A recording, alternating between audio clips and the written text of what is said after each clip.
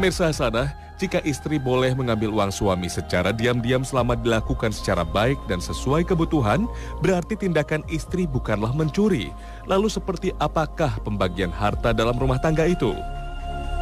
Apakah harta itu milik bersama atau masing-masing istri dan suami memiliki harta sendiri-sendiri? Ketentuan pembagian uang atau harta antara suami dan istri dalam syariat Islam itu sederhana sekali. Pada dasarnya, semua harta suami adalah milik suami dan semua harta milik istri adalah milik istri. Dalam Islam tidak ada istilah peleburan harta suami istri yang bersifat otomatis. Itu tidak ada.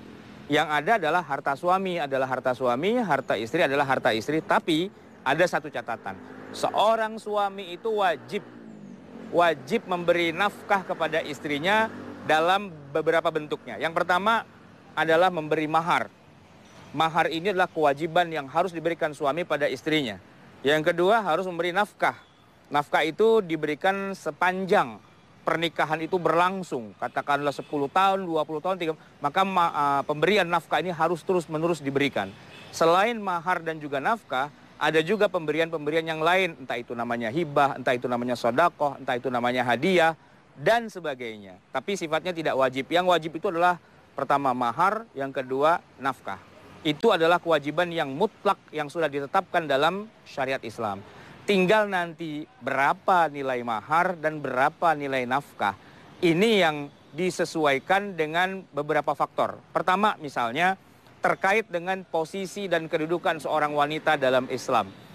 Rasulullah SAW itu memuliakan para wanita dan memberikan hak kepada para wanita untuk menetapkan mau dinikahi dengan mahar seberapa besar. Itu harus ditanyakan dulu pada seorang wanita.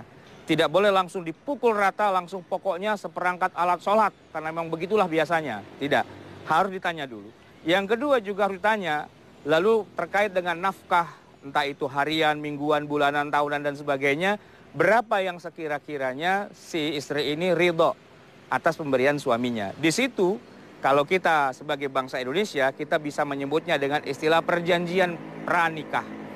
Perjanjian sebelum nikah itu si istri mau dinikahi dengan mahar sekian, dengan mas kawin yang ditetapkan, dan juga dengan nafkah. Entah itu bulanannya berapa dan sebagainya, bisa dengan prosentase dari pemasukan suami, atau disebutkan dengan angkanya dan sebagainya, terserah. Yang penting disepakati di antara keduanya bil ma'ruf, dengan cara-cara yang baik, yang membuat suami itu ridho atas apa yang telah dia berikan pada istrinya, dan juga istri ridho atas apa yang diberikan suaminya pada dirinya. Dan kesepakatan itulah yang harus dijadikan bahan pertimbangan antara hubungan suami istri dalam hal ini pembagian harta suami dan harta istri.